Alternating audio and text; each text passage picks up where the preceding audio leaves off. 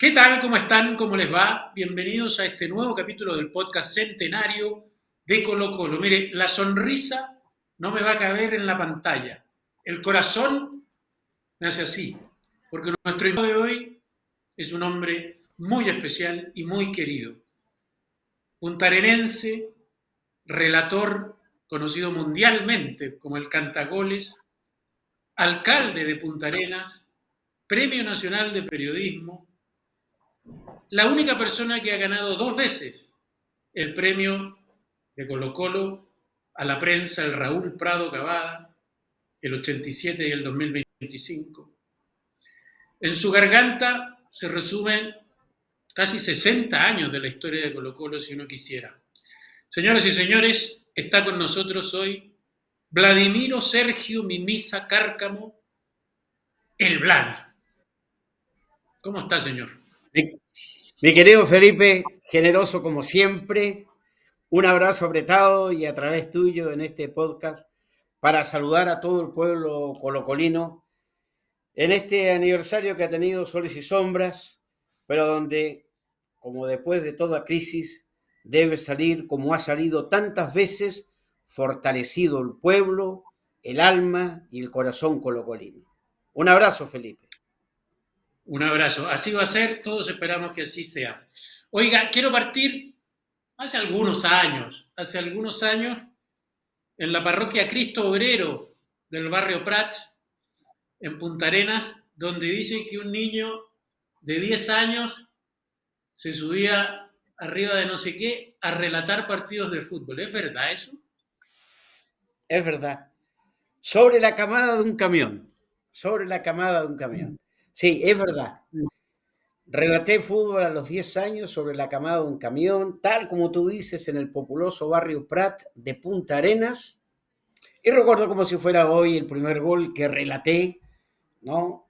De quién fue mi compañero de banco, compañero en los patios del colegio. Fui el padrino de su primer hijo, abogado, Manuel Marín, desafortunadamente fallecido. Sí, esto ocurrió, Felipe, el año 1956. Mira, y tenías un poco en el disco duro, como se dice ahora, relatos futbolísticos, formaciones, estadísticas, cosas que escuchabas y ibas anotando de la radio argentina en esa época, entiendo, ¿no? Sí, bueno, la radio argentina tuvo una gran influencia en mí, sin ninguna duda. Llegaban a la Patagonia en aquellos tiempos en mejores condiciones técnicas que las nuestras, que las chilenas, que teníamos que escuchar, no sé si tú te recuerdas que existió la onda corta, absolutamente ya Claro. desaparecida del dial, la onda corta. Bueno, y yo escuchaba siendo niño la onda corta Espérate, de... tenía Vladi esas radios que había que buscar el colorcito verde, que cuando era completo era que estaba bien sintonizada, Exactamente, esa misma. exactamente. Y este aparato que mi padre me compró o compró para la casa, pero de la que yo me apropié, era una tremenda radio, Grandote. gigantesca radio que tenía un ojo, ¿no? Y como tú dices, verde o a veces entre rojo y verde cuando no sintonizaba bien. Bueno, y yo me encerraba en el living a escuchar los relatos argentinos y a escuchar los relatos chilenos de Darío Verdugo y Sergio Silva, de Nicanor Molinare, de Esteban Lowe, de Tito Martínez, de el doctor Samuel Martínez. Ellos fueron, ¿no?, los primeros que llegaron a mí durante esa época de sueños, ¿no? De sueños, pero yo soñaba con ser definitivamente futbolista. Yo me creía bueno para la pelota y creía que iba a ser futbolista. El regalo de Navidad de mis viejos era la pelota de fútbol y los zapatos. Pero sin embargo, la radio muy luego me atrapó y ¿De qué bueno, jugaba hasta hoy Vladimiro donde Mimiso siento pasión por la radio. cuando jugaba en el barrio, cuando jugaba en el colegio? ¿De qué jugabas? ¿Quién eras? Porque cuando uno es niño siempre es alguien te crees alguien. ¿Quién eras tú? Bueno, yo tuve que perder ese lugar porque yo era 8. Yo era creador. Y cuando yo te digo tuve que perder ese lugar una vez en la cancha, porque ya estando en Santiago, trabajando en Santiago ya muchos años, eh, Vamos con Mario Galindo y Chamaco Valdés a Punta Arenas, y era una mañana de domingo, mañana de lluvia, y jugamos un partido de fútbol en el barrio donde se hizo futbolista Mario Galindo, en el barrio 18 de septiembre. Jugamos un partido. Y Chamaco, Mario Galindo y yo estábamos en un equipo. Y Chamaco me dice, tú voy a ser centro delantero. No, Chamaco, le digo yo, ¿cómo voy a jugar centro delantero? Tú juegas centro delantero. Vas a ser el goleador de esta mañana dominical. Y efectivamente, había que ser muy chuzo, muy malo, para no meter la pelota cuando Chamaco te dejaba solo, pero yo en aquella oportunidad perdí la camiseta número 8. Se la cedí a un tal llamado Francisco Valdés Muñoz, el querido Chamaco. Pero muy poca gente en el mundo puede contar esa historia. Me quitó el puesto Chamaco, imagínate. Así es, me quitó el puesto Chamaco. O le cedí la camiseta a Chamaco, ¿no? Como se la tuvo que ceder Iván Zamorano a Ronaldo. Con la diferencia que yo tuve que dejarle el 8 y me puse el 9. Me puso de centro delantero y fui el goleador de esa mañana dominical. Extraordinario. Oye, ya, a propósito de Chamaco y a propósito de Darío Verdugo, saltémonos al año 62, año histórico, año del Mundial en Chile, donde entiendo que viajas a Santiago y al Congreso de Santiago y te cruzas con un señor que todos nosotros los más viejos conocemos, gran periodista Hernández Parker, que también te da un pase gol. ¿Qué te dice Hernández Parker? Hernández Parker me dice en el Congreso Nacional, donde yo fui invitado por aquel tiempo diputado Jorge Suitanich. Fui invitado al Congreso a tomar once. En aquel tiempo se tomaba once en el Congreso, eran ricas las once del Congreso. Y me lleva después al hemiciclo y me encuentro con Luis Hernández Parker. Y cuando él me conoce y comienza a saber algo de mi vida, me dice, tú tienes que conocer a Darío Verdugo. Era mi sueño. Y él me llevó Tu ídolo. desde el Congreso Nacional en Santiago, el que está ahí en compañía, con bandera, ¿verdad? Me lleva a la radio cooperativa que estaba en bandera 236, octavo y noveno piso. Y más arriba del noveno piso, que era el último, estaba la terraza. Y en la terraza funcionaba el departamento de prensa. Y se instala frente a la vieja máquina Underwood, esas de color negro con teclas, Hernández Parker, y me dice, espérate un ratito, se levanta y me trae a Darío Verdugo. Para mí fue cumplir un sueño increíble, estrellar en un abrazo a Darío Verdugo, con quien esa noche termino durmiendo en su casa en la Quinta Normal. Mira. Dormí en el living de su casa. Y ahí no paraste nunca más. Oye, ya, Y no paré conoce a nunca Darío más. Verdugo y unos años después, en la cooperativa, el propio Darío Verdugo, junto a Sergio Silva, te invitan a ser parte de un relato del año 67. River, Sí, Universidad Católica. sí, señor. Hexagonal de verano en el Estadio Nacional. Bueno, ahí tuve la oportunidad de... Fue la primera vez que logré estar con Pelé. Tengo una foto en el círculo central del Estadio Nacional repleto de gente, porque yo transmití al borde de la cancha. Yo hice las veces de Darío Verdugo. Transmití un tiempo con Darío, otro tiempo con Sergio. Sergio transmitía Espérate ahí siempre un desde la segundo. cabina. Espérate ahí un segundo para contarle a la gente más joven que en esa época era muy normal, muy común, la costumbre del relato era que había dos relatores y se repartían un sector de la cancha para cada uno. A ver, fue la única dupla, ¿eh? Sergio Silva, Darío Verdugo. Ah, ya. Sergio Silva, Darío Verdugo. Y después llegó Carlos González Márquez. Cuando se tiene que ir Sergio, llega, esto se acaba, señores, esto se va a acabar. ¿Te acuerdas tú? Esto comienza, señores, esto va a comenzar. Carlos González, que fue un gran relator, profesor, ministro, senador, fue el último en relatar en dupla. Entonces, bueno, yo relaté un tiempo con Darío Verdugo y el otro tiempo con Sergio Silva, cosa que después logré repetir en 1973 por la radio Magallanes. Comentarios, Máximo Clavería. Relato, Darío Verdugo y yo. Y esa dupla hizo la Copa Libertadores de 1973 con Colo-Colo, yo diría, el campeón moral de la Copa Libertadores de América. Vámonos a ese momento, vámonos a ese tiempo y empecemos a hablar de Colo-Colo. ¿Ese fue para ti el primer gran Colo-Colo o tenías otro, más allá de ser relator o no, otro recuerdo de, qué sé yo, de la época de Robledo? ¿Cuál es tu primer gran Colo-Colo? A ver, bueno, mi primer Colo-Colo fue el que yo me imaginaba y que escuchaba por la radio, y del cual yo tenía mucho cariño y mucho afecto, una gran adhesión. ¿Por qué? Sencilla razón. Jugaba un coterráneo nuestro, magallánico, llamado Atilio Cremaschi, que luego de haber Claro. sido campeón con la Unión Española y goleador en el Campeonato Mundial, goleador chileno en el Campeonato Mundial de Brasil, Atilio llega a Colo-Colo y era el equipo del Chino Aranda, de Cremaschi, de Ormazábal, de Manuel Muñoz, eh, claro, de Charles Villarroel, del Mono Núñez, de Rogelio Farías, de Misael Scuti. Ese fue el primer equipo que a mí a ver, me paralizó en algunos momentos determinados de mi vida infantil.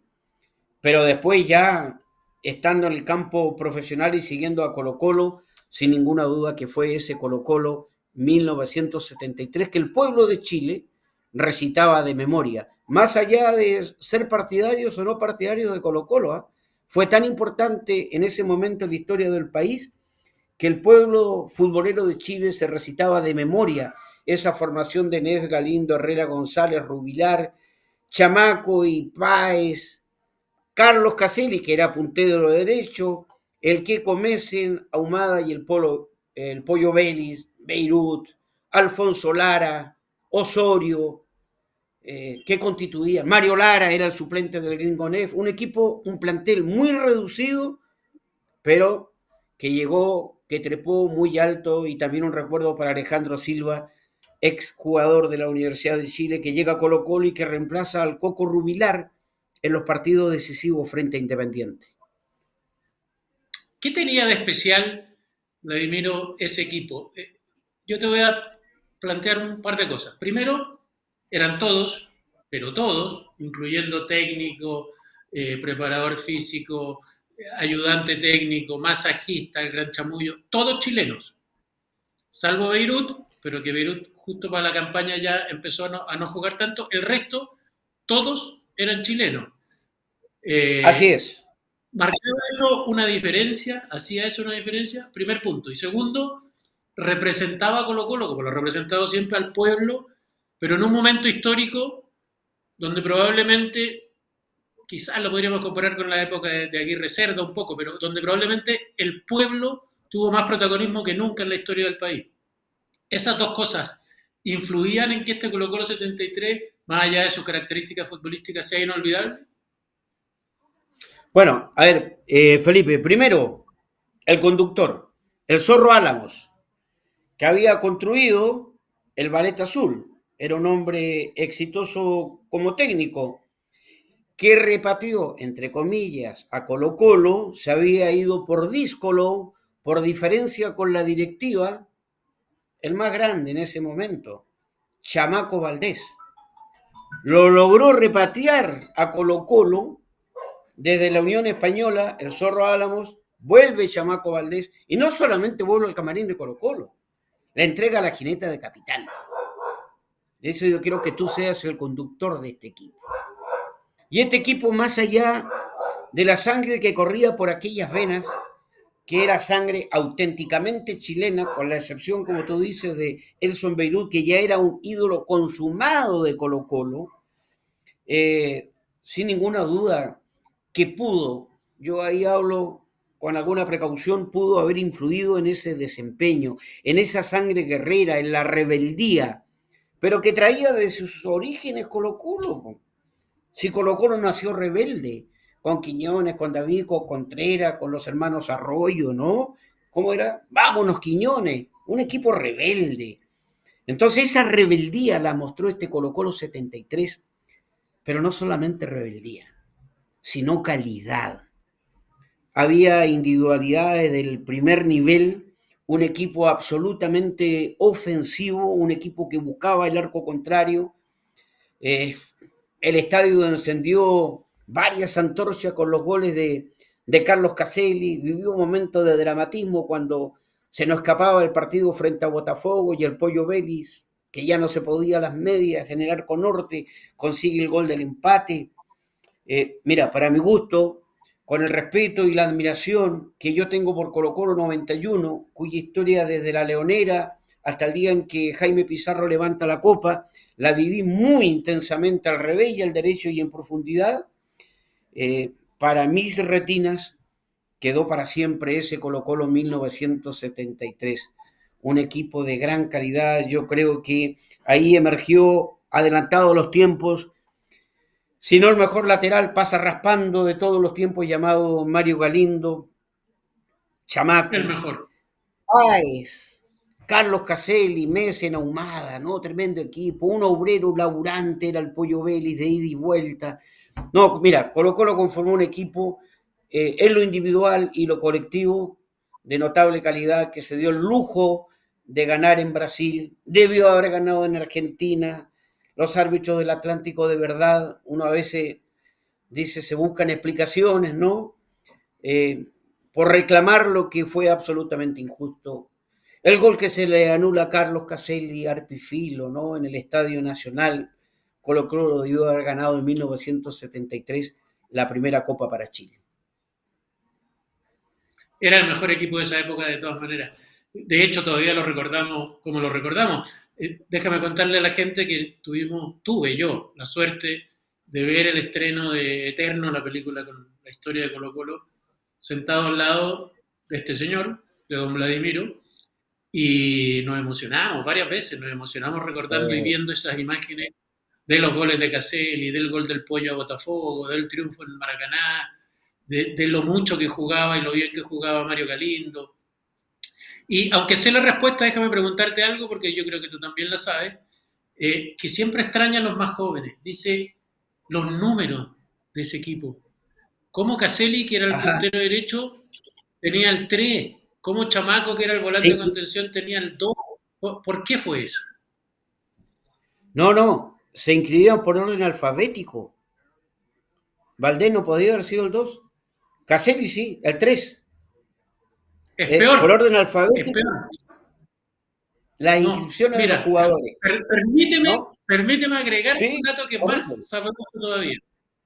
En el momento que se inscribe el equipo de Colo Colo, le toca el acto de inscribirlo a un funcionario del club que va haciendo la lista de acuerdo a su memoria. Porque si No te revisan las puedo imágenes, creer. efectivamente el chamaco tiene el 2. Entonces dice, 1, Nef. El 2, Chamaco. El 3, Caselli. Y empieza, de acuerdo a los que eran sus mayores ídolos, a hacer toda la formación de Colo Colo. Chamaco es el 2 y Caselli el 3, es increíble. En toda la campaña ¿Era de la Copa Vicente Libertadores y es Riveros? por...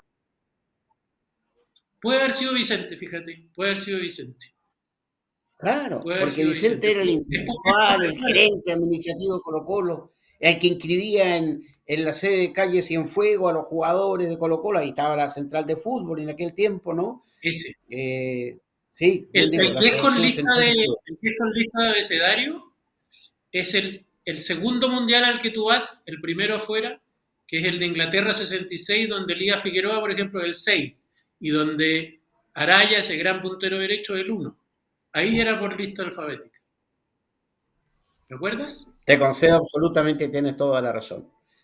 Eres un gran investigador de la historia del fútbol, mi querido Felipe.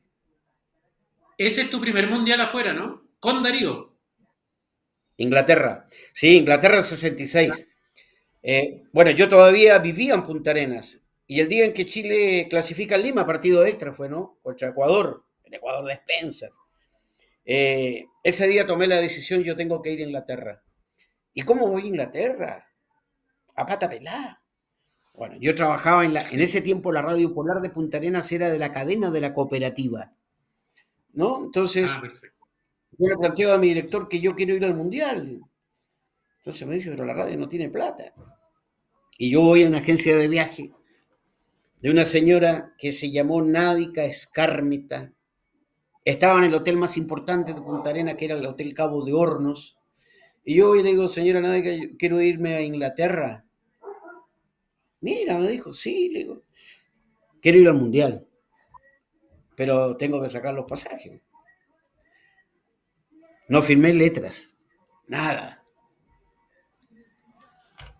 Me comprometí a pagar los pasajes y la radio me pagaba los traslados internos y la estadía. Y fui a Inglaterra gracias a esa agencia de turismo de la señora Nádica Escármeta, a la que le pegué los pasajes. Viajé en KLM, pero ya fue una hazaña, pues ya era una hazaña viajar de Punta Arenas a Santiago. De verdad, teníamos Sí. cuadrimotores DS6B en aquel tiempo. Y ahí ¿Cuántas subirme horas? de Punta Arenas, 5 horas, 6 horas, se demoraba el DC-6 un cuadrimotor. ¿Qué son los aviones Hércules de hoy, no? Los Hércules que van a la Antártica. Esos son los cuadrimotores. Bueno, y de ahí tomo el KLM y me voy a Londres. Y llego solo a Londres. De Punta Arenas a Londres.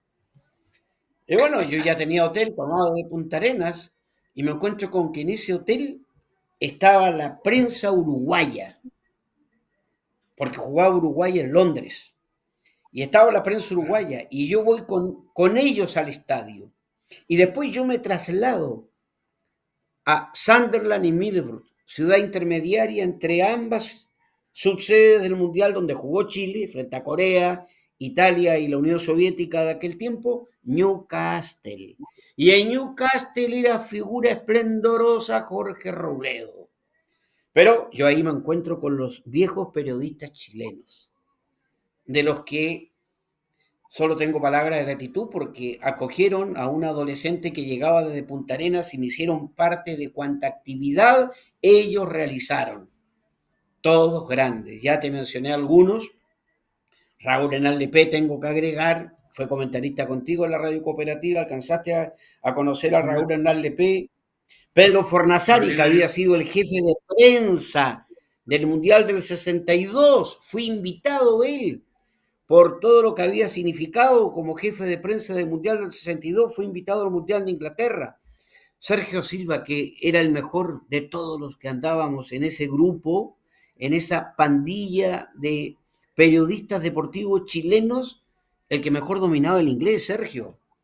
Entonces era nuestro intérprete y el que abría todas las puertas era Sergio Silva, un tipo muy simpático.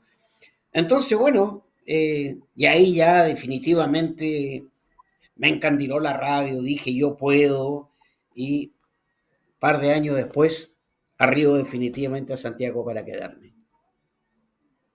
¿Te acuerdas del primer partido oficial en Sí, 1969 que tú transmitiste? sí señor, en la cancha de Santa Contra, Laura, Universidad Católica Aviación, con el Polo Vallejo, con Laube, con Isela, con Sarnari, jugaba Villarruel, eh, a ver, el Chocolo Ramírez, jugaba Ibáñez, eh, no sé si te mencioné a Tito Fuyú, evidentemente, que era la gran figura. Sí, transmitía esa Católica frente a Aviación, ganó la Universidad Católica en aquel partido y fue, bueno, un momento también estelarísimo para mí inolvidable. Solo una anécdota, yo venía de relatar básquetbol el domingo anterior en Punta Arenas y en Punta Arenas era un jugador destacado que jugaba por Aviación, Domingo Vallejos. Domingo Vallejos. Y la primera pelota que va a trabar el Polo, Leopoldo Vallejo, yo digo, y salta Domingo Vallejo si se queda con la pelota. Y de arriba Brofer me dice, Leopoldo, Vladimiro, Leopoldo. Claro, era el Polo Vallejos. Inolvidable. mira, extraordinario. Oye, me acordé a propósito de los comienzos y a propósito de esa época, que así como tú mirabas Darío, a Sergio Silva, qué sé yo, a los que llevaban más tiempo, Mi primer viaje afuera también fue a Londres, para esa gira de la selección de Orlando Aravena, que jugó Chile en Londres, Escocia, Irlanda y Egipto. Y Sí, pues. repitiendo la historia, pero con este cabro chico en esa época, tú, Vladimiro, Milton y varios más, también así, con los brazos abiertos, enseñándole a los más chicos como éramos nosotros, qué era lo que había que hacer. Y a mí lo que más me llamaba la atención es que todos, no sé si todos, pero al menos tú, Vladimiro, eh, siempre anotando, siempre estadísticas, formaciones, datos, el cuadernito y el lápiz al lado, muy importante, cosa que no todos tienen como costumbre hoy por hoy. Fue Sí, de las cosas que me eh, enseñaron ustedes. éramos aplicados, ¿ah? Éramos aplicados, muy aplicados. El sapo libre, La verdad ¿para qué que, decir? no, el sapo. El sapo andaba con un maletín, con cuadernos, con lápices de colores, subrayaba, no. Él fue el maestro de maestros en ese aspecto, ¿no? Pero sí, teníamos el cuaderno anotando las incidencias del partido, alcanzábamos a anotar las incidencias del partido, pese a que no comentaba, yo relataba el fútbol. Yo recuerdo ese viaje maravilloso, el 0-0 en un partido muy feo de Chile. No pasamos la mitad de la cancha, creo que la pasamos una vez y Eric Hurtado estuvo a punto de convertir. Los ingleses decían al otro día que no juegan nunca más con Chile. Después jugaron con Chile y también en aquella oportunidad tuve la ocasión de relatar esos dos goles extraordinarios, inolvidables de Marcelo Salas, ya con Acosta camino al Mundial de Francia 98 con Inglaterra, ¿no? Pero en ese viaje, pues, Felipe, al que tú recuerdas, hay ahí una anécdota extraordinaria que te la puedo dejar a ti cuando Milton cae del camello, ¿no? Y yo lo tenía compañero de habitación. No podía dormir, los gritos eran ensordecedores, los gritos no se podía dar vuelta luego de haberse caído del camello. Fue un viaje maravilloso, fue cuando cruzamos en una embarcación el río Nilo. ¿Te acuerdas tú, no? Me acuerdo, y hay que ser especial para caerse un camello, ¿eh? Porque rápidos no son, es No, pero verdad. Ya, a veces David, traicionan los camellos. hagamos otro salto, porque así como a mí me impactó mucho lo muy mateos que eran todos, y cómo anotaban y cómo iban haciendo un registro finalmente de lo que era cada uno de los partidos, los jugadores, yo supongo que la gente con tu talento, con el paso del tiempo, ya transmite más emociones que datos específicos, hay otros por los datos Sí. específicos, y deja de anotar y deja salir lo que tiene adentro para transformarlo, en tu caso, en poesía. Llora Carlos, no tengas vergüenza, genuina expresión del pueblo chileno, colocó lo grande, colocó lo eterno, mano de trabajador, mano callosa de obrero, sangre araucana que corre por las venas, puño de trabajador. Esas cosas surgían, brotaban, te la imaginabas antes. Por ejemplo, en ese relato que estaba repitiendo inolvidable del título del 91, ¿lo pensaste antes? ¿Te salió en el momento? No, me salió sin ninguna duda, ¿no? Mira, el relato definitivamente es dejar escapar todas las emociones, ¿no? Todas las emociones, todas. Mira, mi primer gran recuerdo de un gran gol, tuve la oportunidad, no sé, de relatar miles de goles, pues miles de goles en 50 años, pero mi primer gran relato, creo yo, ¿no? Y un recorrido por Chile, lo hice en Deporte Total de Radio Minería, cuando desafortunadamente perdemos a uno de los más grandes relatores de la historia del fútbol chileno, un señor caballero inolvidable, Colo Colo lo honra con el premio, Raúl Prado Cavada. Cuando fallece Raúl, yo trabajaba en mi primer ciclo en la radio chilena y me voy a Deporte Total de Radio Minería. No voy a reemplazar a Raúl Prado porque es una irrespetuosidad decirlo. Nunca he reemplazado a Raúl por lo que fue, pero fui a ocupar ese lugar. Y relaté ese partido final de campeonato Colo Colo Palestino, cuando Colo Colo es campeón frente a Palestino, con un gol magistral en la cabecera norte del Estadio Nacional. Se jugó en enero, campeonato del año anterior. Pase de Revetria y el gol de Hugo Eduardo Rubio el Pájaro. Fue un golazo, jugada magistral. 1986, Cóndor Roja en el... Así es, así es. Bueno, y con ese gol de Rubio yo recorrí Chile, ¿no? Porque era Colo-Colo campeón con el gol de Rubio. Y fue también una noche maravillosa. Y bueno, y posteriormente yo me fui dando cuenta de que el fútbol, el relato del fútbol, tiene que tener poesía. Pero llegando a este partido clásico del 1991, evidentemente que no había y no estaba preparado absolutamente nada, sino solamente dar rienda suelta a lo que significaba para alguien que había seguido, imagínate el año 73, había estado cerca de la Copa Libertadores de América y posteriormente haber seguido la Copa Libertadores, ¿no? Con Cobreloa, la Unión también, en fin, siempre cerca, nunca la habíamos tocado. Y cuando yo llego al estadio, mira, llego al estadio y voy ese día, conducía a mi mujer el auto, iba conmigo Héctor Vega Onesime. Nos íbamos los tres al auto. Y llegamos 2 horas antes, 2 horas y media antes del partido, ya había una multitud y era una sagrada procesión hacia el Estadio Monumental de Colo-Colo. Eran miles de personas las que llegaban al estadio. Y cuando yo me doy cuenta, faltaba 1 hora 20, 1 hora y media para el comienzo del partido y el estadio estaba repleto, repleto, repleto. Y yo tenía esa sensación y esa angustia. ¿No quedaremos otra vez en la puerta del horno? Tenemos tantas ilusiones, este Colo-Colo ha hecho tanto para ganar la Copa Libertadores de América, pero esto ya no nos había ocurrido antes. Tenía algunas aprensiones. Y en la cabina de transmisión veo también, se hizo estrella, llena la cabina de transmisión. Entre ellos, como hincha, estaba otro grande que tuvo Colo-Colo en su historia, Severino Vasconcelos Barbosa. Estaba atrás Carlos Caselli. Y otra cantidad de gente, ¿no? Bueno, y yo dije lo que sentía, lo que estaba viendo, la alegría, la emoción del pueblo colocolino, lo que esto significaba. En otro gran momento de la historia de Chile, recién estábamos saliendo de la dictadura y estábamos disfrutando de la democracia. Asumido el presidente Elwin poco tiempo antes. Enrique Kraus era su ministro del Interior, tangómano y colocolino, hincha ferviente de Colo-Colo, en la tribuna preferencial, gente que habitualmente agitaba las banderas azules, recuerdo yo, Espina, por ejemplo, senador, ministro, ¿no?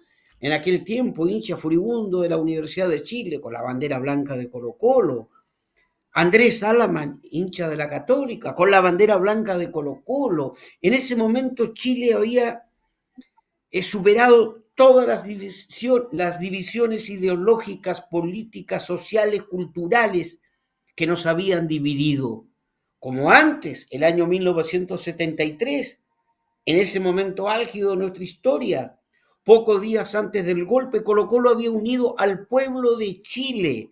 Muchos dicen, pues Felipe, de que esa campaña de Colo-Colo retrasó el golpe de Estado del 11 de septiembre del 73. Eso quedará en la especulación porque nadie tiene la verdad sobre aquello. Pero Colo-Colo está ligado no solamente a los éxitos en la cancha, sino a la historia social de nuestro país, de Chile y de su pueblo. Es así. Sacábamos la cuenta el otro día y está creo en el documental que el peor momento de Colo-Colo en lo internacional es justamente durante dictadura. No logra levantar cabeza, tal como dices tú, hasta que vuelve la democracia, hasta que tiene un estadio propio, que también fue muy importante. Así es. Un año antes, acuérdate que un año antes, Colo-Colo se había quedado sin la opción de jugar en el Monumental que ya existía con Vasco da Gama porque no tenía luz de noche. Luminarias. Claro. Luminaria, entonces por eso se tuvo que jugar en el Estadio Nacional. Exactamente, que Sí, capaz que hubiera sido distinto si se hubiera jugado en el Monumental.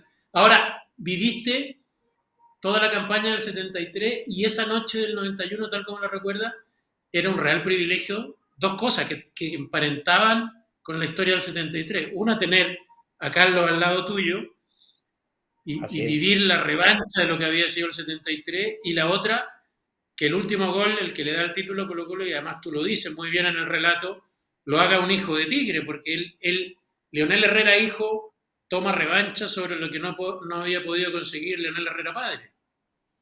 Claro, eso se me vino inmediatamente, ¿no? Inmediatamente. Lo tenía en el subconsciente y cuando el negro Herrera hace el gol, ¿dónde está Leonel? Leonel estaba en Temuco, po. Leonel estaba ahí en Temuco siguiendo las alternativas del partido. Vimos, ¿no? En esta película El Eterno el momento emocionante, cómo recepciona ese triunfo, ese gol de su hijo, Leonel Herrera, que había estado tan cerca de abrazar la Copa Libertadores de América. Sí, fueron una serie de momentos infinitamente emocionantes los vividos aquella noche del 5 de junio de 1991 con un arquitecto, sin ninguna duda, que fue Mirko Josic. Mira, Colo Colo tuvo muchas etapas durante ese periodo, ¿no?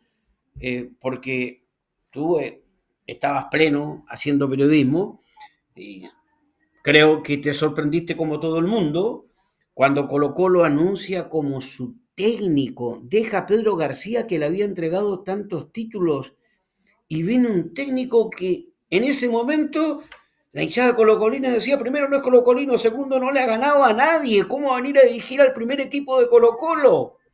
Ese señor se Tercero no llama hizo, Arturo. tercero no hizo el gol el 81 en la final de la liguilla. Así es, en la liguilla, con la gran jugada del Tito Hoffen. Claro, Sí. Arturo Salá. Y bueno, y llega Arturo Salá y constituye un gran equipo, le costó mucho ganar, logró ganar. No, después se acostumbró solo a conjugar este verbo, ganar, ganar, ganar, Colo Colo es campeón. Primera, primera hazaña, ¿no? Luego, se termina de hacer el estadio monumental. Tres, como tú acabas de decir, se logra iluminar el estadio monumental para jugar de noche. Eso fue en febrero de 1991, como anticipándose a lo que iba a ocurrir meses después con la Copa Libertadores de América. Y se logra el título de campeón. Entonces yo siempre he dicho, Felipe, porque la historia tiene que juzgar, finalmente, esto no fue por arte de magia. No, sin ninguna duda que llegó nueva sangre a Colo Colo. Cuando llega un desconocido, tal como Salah en el fútbol grande, competitivo, había sido jugador de fútbol, sí, Audax, Católica, Arturo, llega Peter Dragicevic a la presencia de Colo Colo. Y junto a Peter Dragicevic, un señor que tampoco era conocido en el ambiente futbolero, Eduardo Menichetti Fuentes. Y llega un señor que era militar y se llama Jorge Vergara. Y llega Enríquez y llega Humada y llega el Cotoyo Arreagada y estaba Pepe García de los viejos estandartes de Colo Colo. Dije Raúl Humada, el padre Acuña, Manuel Acuña. Y conforman un directorio que apuesta por estas cosas. Y la última apuesta, cuando Arturo decide marcharse a la selección chilena después de sus éxitos en Colo Colo, traigamos de vuelta a Mirko Josic, porque vino de vuelta. Él había estado en las series inferiores, trabajando.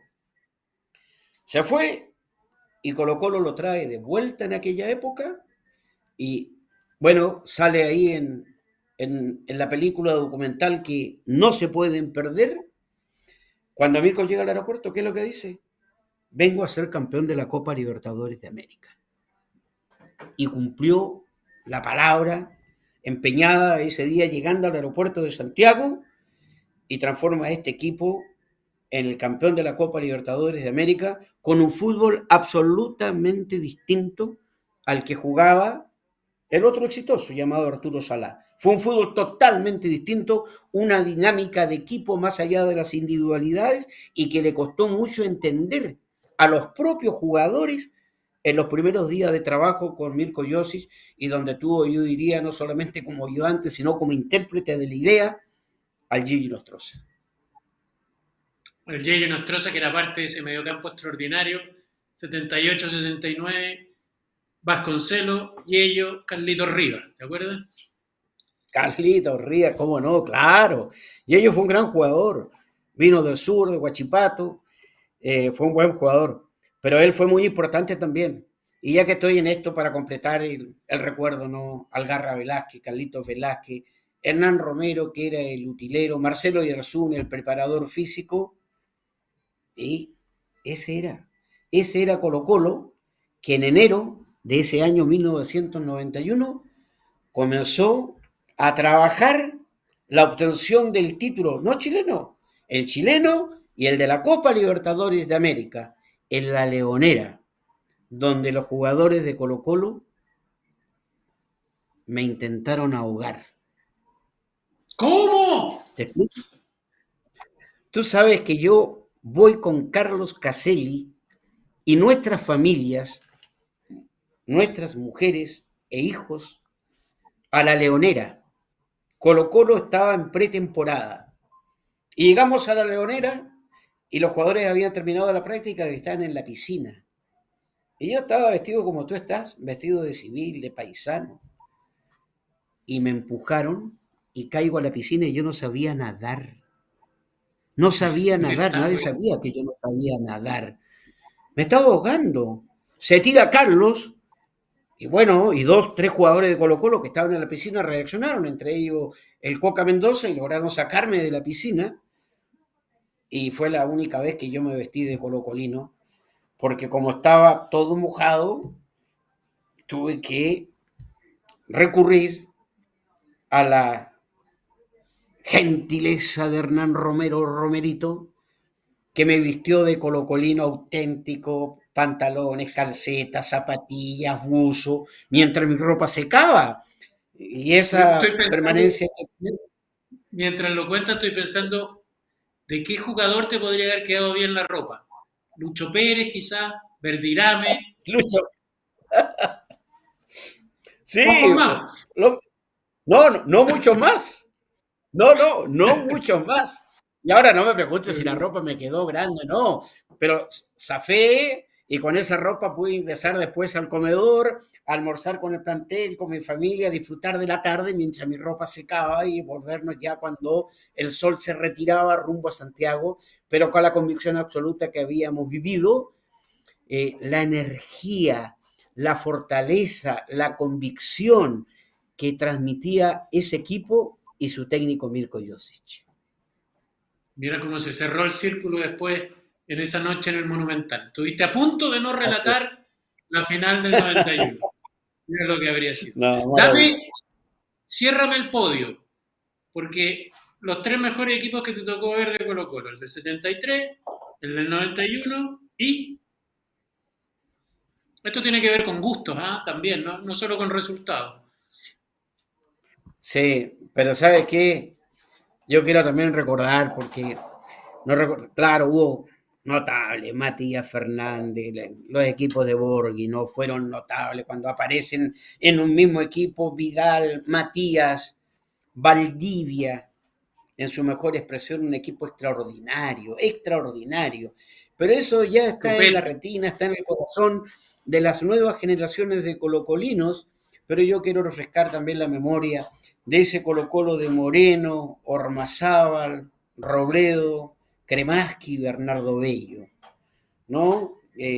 Fue un equipo tremendo también ese de ese Colo-Colo, porque se ha hablado también muy poco de Jorge Robledo, ¿no? Que le inyectó, así como hemos hablado de Mirko, que le cambió el rostro a Colo-Colo de la manera como jugaba, también Robledo nos trajo otro fútbol, un fútbol más simple pero más directo, y eso también logró un contagio con el resto de sus compañeros, y en esa década del 50, 52, 53, 54, 55, Colo Colo fue un equipo realmente atractivo, ¿no? El superclase Mario Moreno fue un jugadorazo. Yo creo y lo coloco en la balanza, ¿no? En cuanto a calidad de espectáculo, Moreno y Pedro Araya, o Pedro Araya y Mario Moreno, dos punteros extraordinarios.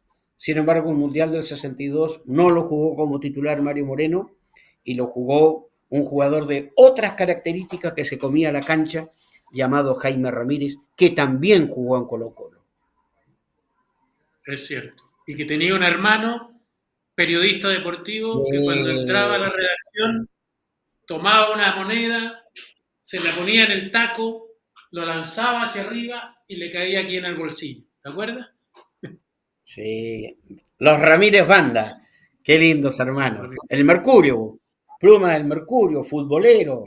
Sí, grandes recuerdos. Es verdad. Querido Vladi, a nombre de todos los hinchas de Colo-Colo, probablemente también de todos los jugadores, de todos los dirigentes, de todos las hinchas también, ¿para qué vamos a negarlo? De Colo-Colo, déjame darte las gracias. Las gracias porque, como decía al principio, desde tu garganta, la mitad de la historia de Colo-Colo, los últimos 50 años, están en nuestro recuerdo y casi siempre desde lo exitoso, casi siempre desde la alegría. Eres el relator de Colo-Colo en la segunda mitad de este primer siglo y realmente solo decir Vladimiro Mimisa es recordarle a millones de chilenos momentos felices con su padre, con sus hijos, con su abuelo. Así que muchas gracias por todo lo que nos transmitiste y nos sigues transmitiendo durante tanto tiempo a los colocolinos. Yo te agradezco a ti, Felipe. Solo quiero decir que estamos haciendo un esfuerzo para pronto sacar un libro con las historias de la vida, ¿no? En todos los campos, culturales, sociales, artísticos, deportivos, en que he tenido la oportunidad de participar. Y luego, no puedo cerrar esta conversación, Felipe, hablando de los 100 años de esta historia maravillosa que significa Colo-Colo, sin rendir un homenaje a las mujeres colocolinas, ¿no? Y hay muchas mujeres, maravillosas mujeres, pero yo quiero rendir un homenaje a la mujer colocolina Enemenia Puchar. Colo-Colo, 10 años consecutivos campeón del básquetbol femenino de Chile cuando llenaba el Nathaniel con el Caluga Valenzuela en el banco. Quiero recordar al equipo de básquetbol de varones con el Chino Barrera, con Vázquez, un equipo maravilloso de Colo-Colo que llevaba multitudes al gimnasio Nathaniel. El saludo a las jugadoras de Colo-Colo que nos entregaron la Copa Libertadores de América, simbolizada en Cristian Edler, nuestra arquera, y Yanara Edo. Saludar a los niños de Colo-Colo, a los que sueñan desde Bisbirri a Cabo de Hornos con vestir algún día la camiseta de Colo-Colo. Saludo al pueblo colocolino, el recuerdo a los que no están, a los que están y estuvieron antes y hoy están lejos, y a todos los colocolinos que han marcado un hito en la historia. Esperamos que los futuros 100 años, nuevas generaciones, puedan disfrutar como hemos disfrutado nosotros de este Colo-Colo, al que orgullosamente el pueblo reconoce como el eterno campeón. Muchas gracias, mi querido Felipe, que continúen tus éxitos. Hasta cualquier momento. Muchas gracias a ti, Vladimiro. Nosotros nos encontramos en un próximo capítulo de este podcast centenario. Un abrazo para todos. Chao, Felipe.